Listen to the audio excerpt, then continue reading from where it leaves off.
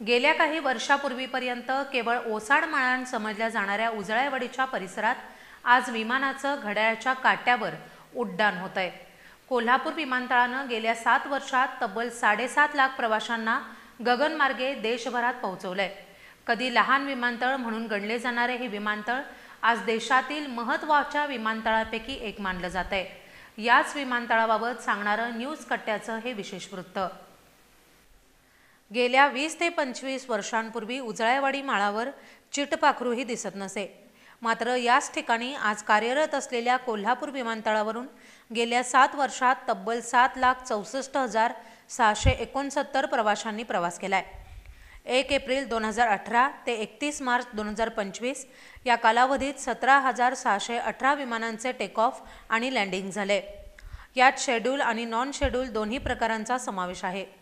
पूर्वी छोटं मानलं जाणारं हे विमानतळ आता मुंबई, हैदराबाद, बेंगलोर, अहमदाबाद आणि नागपूर यांसारख्या मोठ्या शहरांशी जोडलं गेलंय।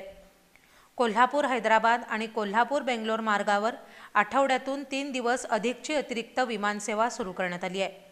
इतकंच नव्हे तर दिल्लीसाठी थेट सेवा सुरू करण्याबाबतही तयारी सुरू आहे। सध्या दिल्लीसाठी हैदराबाद, मुंबई किंवा बेंगलोर मार्गे कनेक्टिव्हिटी फ्लाईट उपलब्ध आहे। याचा लाभ फक्त कोल्हापूरकरांनाच नाही तर सांगली आणि कराड परिसरातील नागरिकांनाही मोठ्या प्रमाणावर होतोय। पूर्वी बेळगाववर अवलंबून असणाऱ्या प्रवाशांना कोल्हापूर विमानतळामुळे मोठा दिलासा मिळालाय। विशेष म्हणजे गेल्या 7 वर्षात 2,413 नॉन शेड्यूल उड्डाणं झाल्याचंही आकडे सांगतायत। यामध्ये मुख्यतः राजकीय प्रतिनिधी, प्रमुख व्यक्ती आणि खासगी कार्यक्रमासाठी येणाऱ्या प्रवाशांचा समावेश आहे।